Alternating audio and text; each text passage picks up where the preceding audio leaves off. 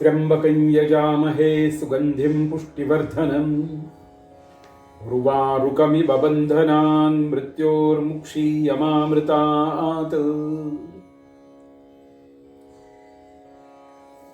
सज्जन हो, नमस्कार. आपण सध्या रुद्राचा विचार करतो आहोत, कारण आपल्या सद्गुरूंनी अनेक रुद्रांची अनुष्ठानं केलेली आहेत. आजही आपल्या सद्गुरूंच्या ठिकाणी रुद्राची अनुष्ठानं होत असतात. कारण दत्त दिगंबरांच्या 3 रूपांपैकी एक महत्वपूर्ण रूप म्हणजे रुद्र आहे. रुद्राचा वर्णन जेवढे आपण पाहतो त्यात विराट किंवा परब्रह्म असं एक रुद्राचं रूप आहे. 4ही वेदातील रुद्र सूक्तांचा जर साकल्याने विचार केला तर हे जे रुद्राचं दर्शन आहे ते आजच्या रूढ कल्पनांना सुखद धक्का देणार आहे. पूर्वकाळी वेदाचा ज्यावेळी खूप बहर होता सगळीकडे, त्यावेळी असुर हे थोरवीचं विशेषण वरुणाबरोबर केवळ रुद्रालाच लावण्यात आलेलं आहे. म्हणून त्याची प्रथम दैव्य ही पदवी सार्थ आहे. तो विश्वाचा पिता आहे. यज्ञीय सूक्तांचा म्हणजे गाथांचा अधिपती आहे. यज्ञाचा राजा आहे. आणि तवसाम तवस्तमहा हा सामर्थ्याचा किताब, मीढव मीढुष्टम ही औदार्याची विशेषणं, ईशान महादेव ही श्रेष्ठत्वाची बिरुद, आणि शिव आणि शंकर ही कल्याणकारी अभिमानाई अभिधान त्याला दिलेली आहे. रुद्र तो भीषक्तम म्हणून बनून अश्विनी कुमारांशी एकरूप बनला आहे. तो मरुत पिता आहे. तो महामृत्युंजय तर केवळ तोच आहे.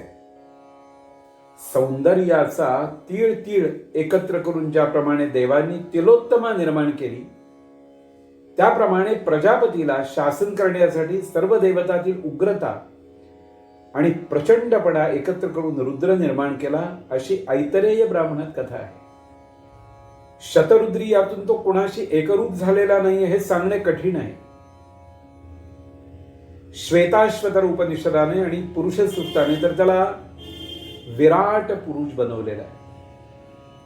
या विराट स्वरूपामुळे लहानातील लहान म्हणजे ज्याला आपण सूक्ष्मातील सूक्ष्म असं म्हणतो, अणोरणीयान महतो महीयान. म्हणून सज्जन हो, अगदी आत्ताचे नवीन पिढीतल्या लोकांनी सुद्धा हा विचार करायला हरकत नाही की फिजिक्सचा अभ्यास करणारी जी मंडळी आहे आणि न्यूटनचं फिजिक्स हे आत्मसात ज्यांनी केलंय, ती माणसं नास्तिकत्वाकडे जास्ती झुकतात. आपण कुणाला कमी मानायचंच नाहीये, कारण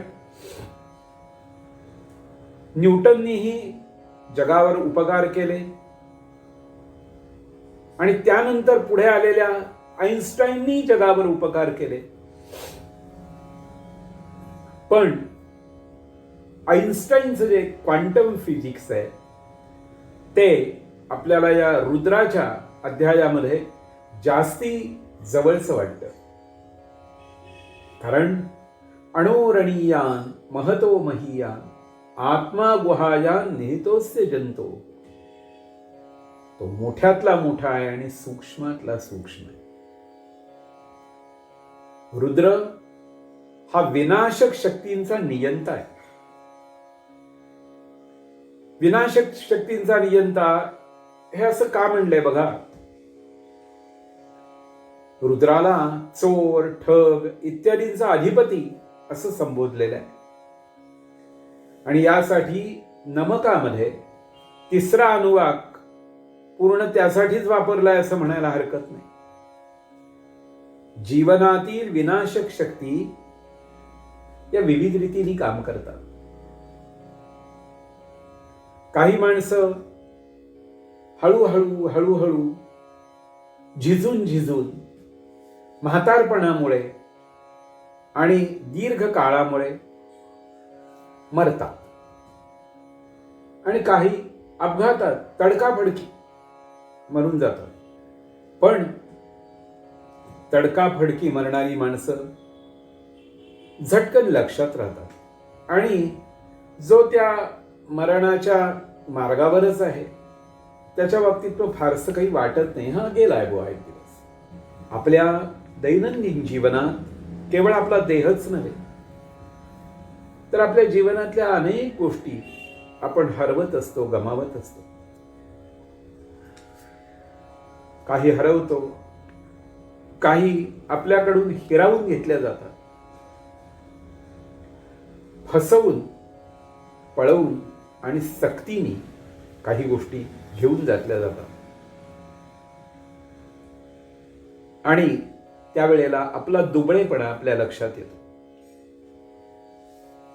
रुद्राच्या पाठामुळे जे होणारे फायदे आहेत त्यात सगळ्यात महत्वाचा भाग हा आहे की बारीकसा माणूस दिसला तरी तो आतमध्ये दुबळा असत नाही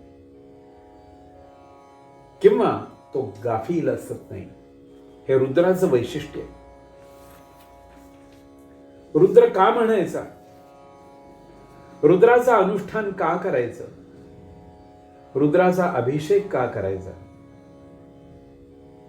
याचा मुद्दाम सारासार विचार करणं आवश्यक आहे. कधी कधी माणसाला वेळ लागतं,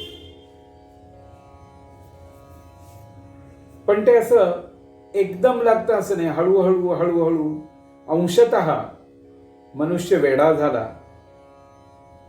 किंवा मृत झाला तर हे आपल्याला समजतं.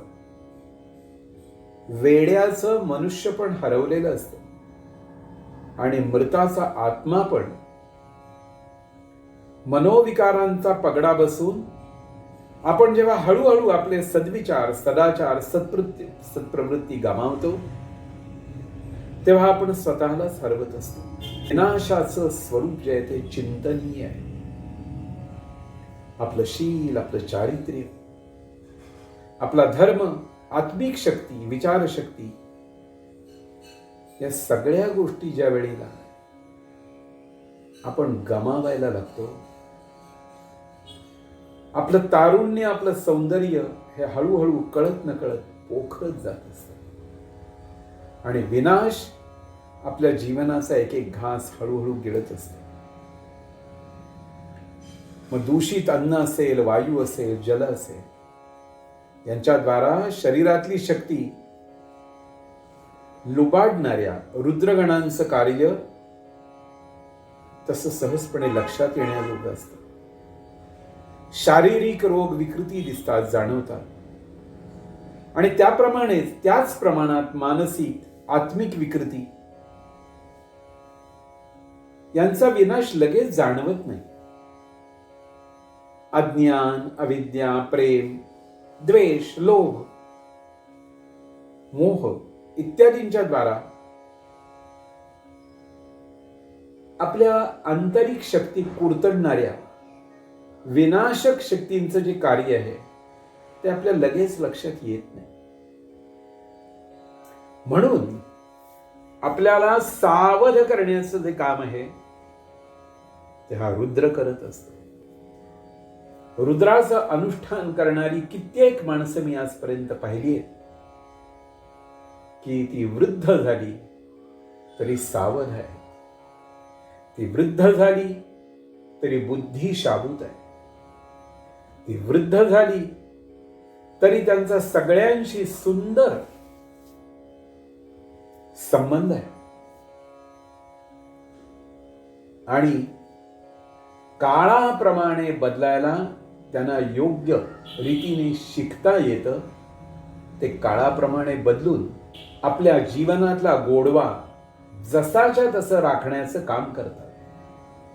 त्यामुळे अशी माणसं वृद्ध झाली तरी कुटुंबालाही हवीशी असतात आणि समाजालाही हवीशी वाटतात. रुद्र अनुष्ठानाची ही फलश्रुती आहे. म्हणून आम्ही सगळ्यांनी या सगळ्या गोष्टीचा विचार केला पाहिजे. प्रत्येकालाच वाटतं मरण येऊ नये, मी अमर व्हावं असं वाटत असतं. पण हे कुणालाच शक्य नाहीये. एक दिन जाना है भाई, जायचंच आहे, निश्चित जायचंय.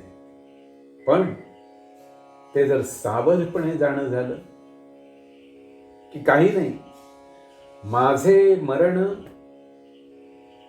आपुले मरण पाहिले म्या डोळा, अशी गोष्ट ज्याची होते ना, त्याचं मरण सुद्धा सुखदायक होतं, आनंददायक होतं. उद्या मी जाणार आहे बरं का, असं जर एखाद्याने सांगितलं आणि त्यावेळी तो गेला, तर मृत्यूनंतर सुद्धा त्याचं कौतुकच होतं. अहो, त्यांनी काल सांगितलं आणि आज बरोबर गेले बरं का. थोडक्यात मृत्यूचा सुद्धा आपल्याला अंदाज येणं हे या रुद्राच्या अनुष्ठानाचं फल आहे. अहो, बाकीच्या सगळ्या गोष्टी तर मिळतीलच मिळतील. धन धान्य सगळ्या गोष्टी मिळतील. रुद्रानुष्ठाने काय मिळणार नाही? उत्तम आरोग्य मिळेल. या रुद्रावर कर्मविपाक म्हणून जो ग्रंथ आहे तो तर सांगतो की अरे प्रत्येक रोगाचं म्हणजे त्या रोगाला संपवण्याची व्यवस्था रुद्राध्यायामध्ये आहे. पण सतत आपण त्या चिंतनात, त्या मननात राहणं आवश्यक आहे. रुद्राध्याय हा आपल्याला खूप काहीतरी देऊन जाणार आहे. रुद्राची आपल्यावर सदोदित कृपा राहावी यासाठीच आपल्याला रुद्रानुष्ठान आपल्या सद्गुरूंनी सांगितलेलं आहे. सज्जन हो, एक लक्षात ठेवा, सर्व प्रकारच्या विनाशावर आणि अगदी मृत्यूवर सुद्धा रुद्राची सत्ता चालते. म्हणून तो मृत्युंजय त्र्यंबकं यजामहे सुगंधिं पुष्टिवर्धनम, महामृत्युंजयाचा मंत्र उर्वारुकमिव बंधनान मृत्योर्मुक्षीय मामृतात, मला अमृताकडे घेऊन चल,